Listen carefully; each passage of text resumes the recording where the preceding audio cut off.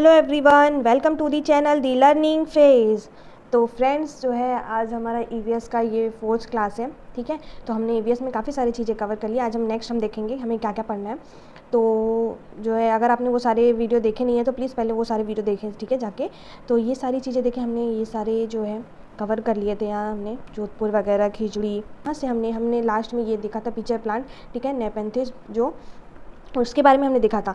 तो आज हम जो पढ़ना है आज हमने सारे देख लेंगे। उसके बाद जो है नेक्स्ट वीडियो में जब भी हम ईवीएस का वीडियो लाएंगे उसमें हम क्या करेंगे कि अब तक के जितने क्वेश्चन आए हैं ईवीएस से रिलेटेड, ठीक है, जितने क्वेश्चन हैं सारे वो हम लेकर आएंगे। ठीक है, तो वो जितने अभी हमने इन सब चीज़ों के बारे में पढ़ा, इन सब से और कुछ अगर पॉइंट छूट जाएंगे तो वो आपके क्वेश्चन में कवर हो जाएंगे। ठीक है, उसके बाद जब क्वेश्चन हम कर लेंगे तो हम क्या करेंगे कि कुछ जैसे जो यूपी टेट में जिस टाइप के क्वेश्चन ईवीएस में पूछते हैं, ठीक है, वो कुछ इंपॉर्टेंट जो फैक्ट होते हैं, इंपॉर्टेंट क्वेश्चन होते हैं, वो लास्ट में जो है मैं वो करा दूंगी। तो महज अब 2 या 3 वीडियो आपका ये ईवीएस का आने वाला है। ठीक है, तो चलिए हम देख लेते हैं। यहाँ पिक्चर प्लांट में हमने नेक्स्ट वीडियो में अपना ख़त्म किया था, तो आज से हम यहाँ पे देख लेते हैं वेलक्रो से। ठीक है, तो यहाँ पे हम देख लेते हैं वेलक्रो के बारे में। तो आपने ये देखा होगा वेलक्रो कैसा होता है। ये एक हुक जैसा होता है जो कि चिपकाने, जैसे आपने देखा होगा बैग वगैरह होते हैं, आपके शूज़ में होते हैं। ठीक है, ऐसे वेलक्रो लगे होते हैं, एक दूसरे से चिपके रहते हैं। ठीक है, उसके बारे में है कि ये वेलक्रो क्या होता है कि वेलक्रो सैंडल में खुरदुरा सा एक हिस्सा है जिसको पहनने के बाद चिपकाया जाता है। कि एग्जांपल दिया है कि ये एक खुरदुरा सा होता है जिसको चिपकाया जाता है।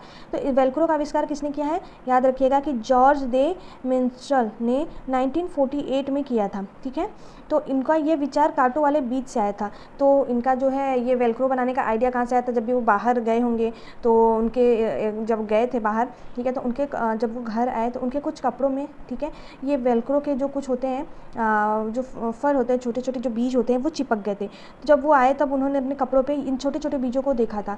तो उससे उनको ये आइडिया आया कि हम जो है वेलक्रो का इस्तेमाल करें जिससे कि कुछ भी हमें चिपकाने में ईजी हो जाए।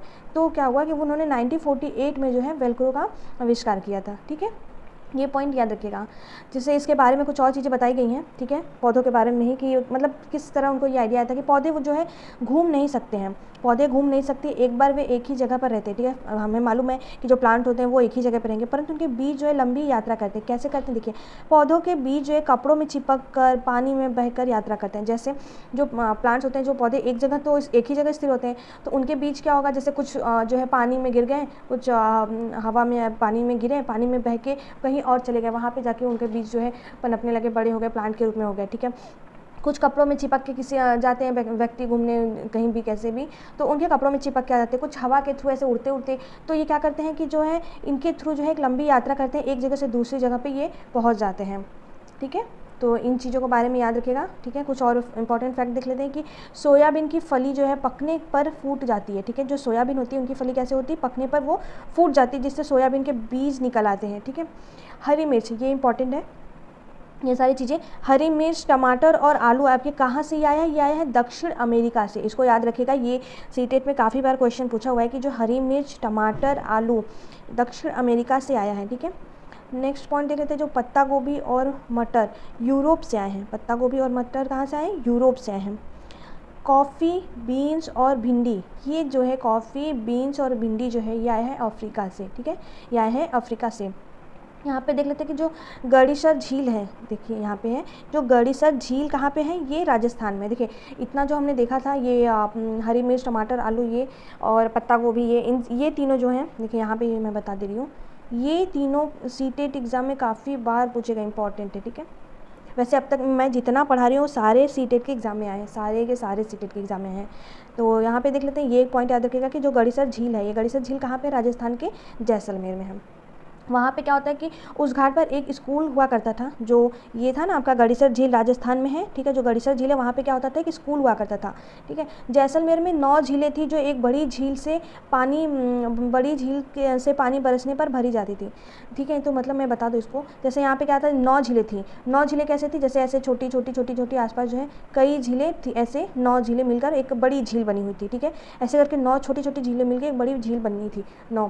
ठीक है, तो वहाँ पर क्या होता था, तो बड़ी झील से पानी बरसने से भर जाता था। जैसलमेर में बहुत कम बारिश होती है, ये पॉइंट याद है। साल में 1 या 2 बार और कभी कभी तो साल में 1 बार भी बारिश नहीं होती थी। राजस्थान में तो पता है वैसे ही कि बहुत कम बारिश होती है। तो जैसलमेर में क्या होता है, ये सारे पॉइंट याद रखेगा। ये आपके जैसे 4-5 ऐसे ऑप्शन में करके दे देगा, तो उसमें ये सारे पॉइंट रख देता है। इसी में आदमी कन्फ्यूज़ हो जाता है कि मतलब ये पॉइंट है या नहीं। तो इसीलिए इसमें क्या होता है कि काफ़ी हमें डीपली जो है छोटी छोटी चीज़ों को मतलब ध्यान देना होता है, जिससे कि जब आता है ऐसे 4-4 पॉइंट करके आता है तो हम समझ जाते हैं कि हाँ ये पॉइंट हमने पढ़ा हुआ था।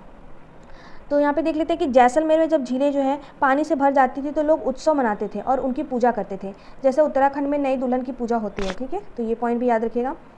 चलिए यहाँ पे हम कुछ देख लेते हैं कुएँ और झील के बारे में, कि जो कुएँ और झील के सूखने का कारण क्या होता है, किस लिए वो सूख जाते हैं। तो सबसे पहले हम देख लेते हैं कि पानी को मोटर से निकाला जा रहा है, जिससे ज़मीन का पानी कम होता जा रहा है। ठीक है, ये जब मैं आपको ना क्वेश्चन करवाऊंगी आपको काफ़ी आइडिया मिल जाएगा कि एक बार जब आप ये वीडियो देख लेंगे उसके बाद क्वेश्चन देख लेंगे, ठीक है, तो आपको काफ़ी अच्छे से याद हो जाएगा कि हमें किस टाइप से इसको पढ़ना है। तो देख लीजिए कि पानी को ज़मीन से निकाला जा रहा है मोटर के थ्रू, जिससे क्या होता है कि वो पानी कम होता जा रहा है और जो है ये कुएं वगैरह सूखे जाते हैं। ठीक है, कुएं झील जो है सूख जाते हैं इनके कारण। अब झीलें भी कम हो रही हैं, जहाँ पहले वर्षा का पानी इकट्ठा हो जाता था।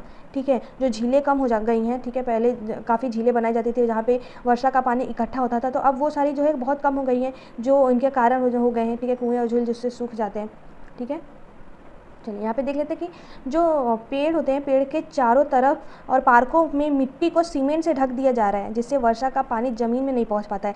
जैसे देखिए यहाँ पे आपके जो पेड़ होते हैं, ठीक है, ये आपके पेड़ हैं, तो यहाँ पे ऐसे मिट्टी जो होता है, अगर बारिश का पानी होता है तो इसको ये ऑब्जर्व कर लेते हैं। ठीक है, ये ज़मीन ऑब्जर्व कर लेता है, ये पानी अंदर ले लेता है, तो कुएँ और तालाबों के लिए पानी बनी रहती है। लेकिन अब क्या हुआ कि जो इसके चारों तरफ क्या कर दिया है कि सीमेंट वगैरह से ऐसे इसको ढक दिए हैं, कवर कर दिए हैं, पेड़ लगा के ऐसे जो है कवर कर दिए, जिससे पानी जो है अंदर बारिश का पानी होता है तो ये अंदर नहीं ले पाता है। जब अंदर ज़मीन में पानी नहीं जाएगा तो फिर जो है कुएं और जो है झील जो है उनके थ्रू पानी बढ़ता रहता है, तो वो क्या करते हैं, सूख जाते हैं। ठीक है, ये भी एक उनके सूखने का एक कारण है।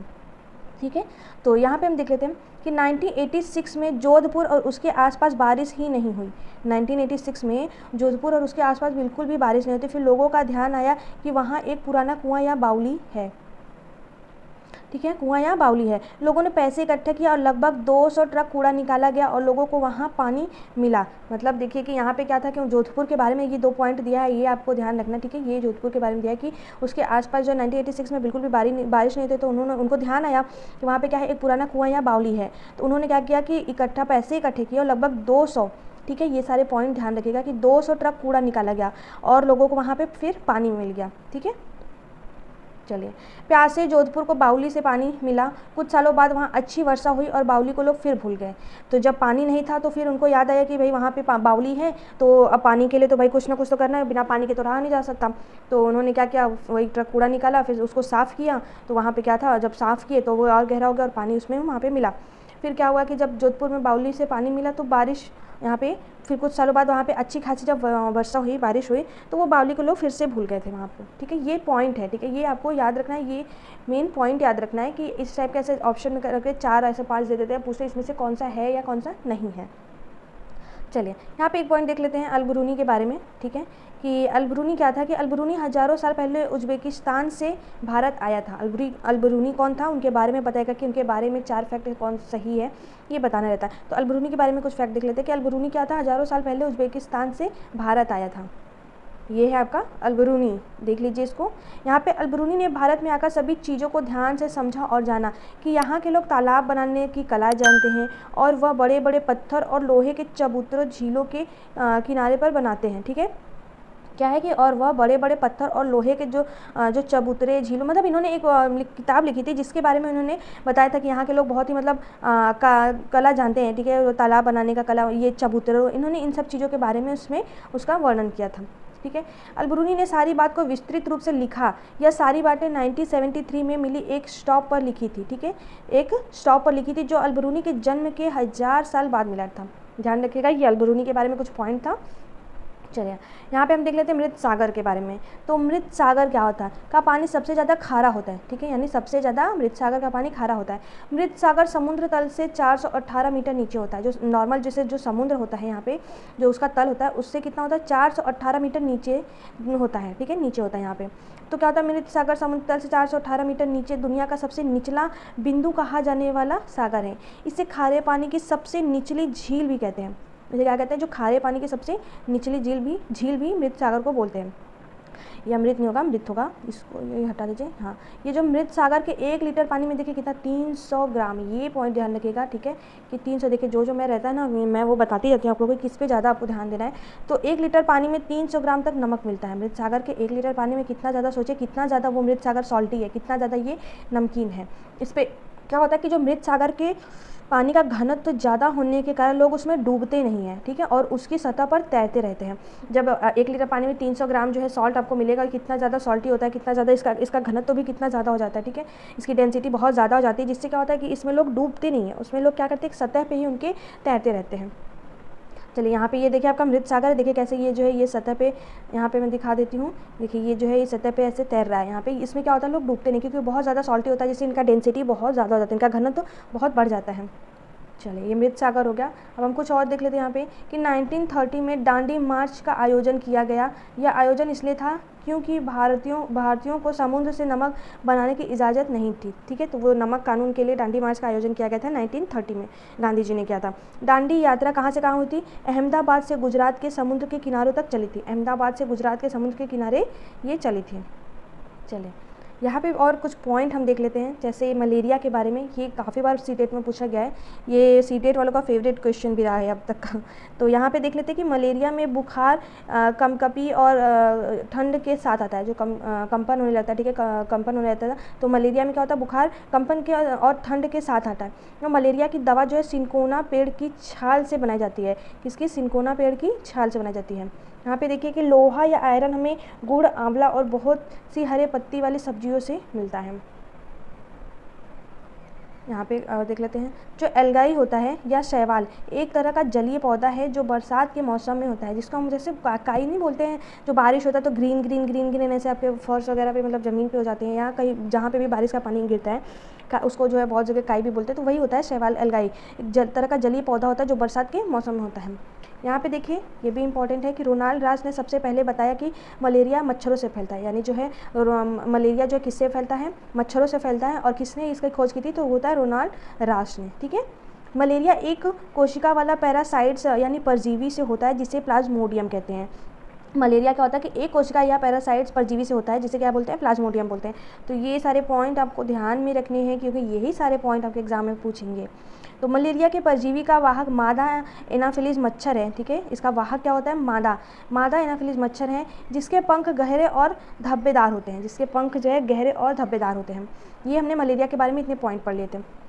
कुछ देख लेते हैं यहाँ पे चूहे के बारे में, कि चूहे की देखने की क्षमता कम होती है, ठीक है, ये बहुत ही कम देख पाते हैं, ये बहुत ज़्यादा, मतलब जैसे हम लोगों की नज़र होती है पैनी, वैसे जो है, या फिर गिद्धबाज, ये लोग क्या कहते हैं 6 गुना हमने देखा था, अब देख लेते हैं, ठीक है, पर इनकी क्या होती है, चूहों की नज़र बहुत ही कमज़ोर होती है, पर सूंघने, छूने और टेस्ट करने की क्षमता इनमें बहुत ही अच्छी होती है, ठीक है।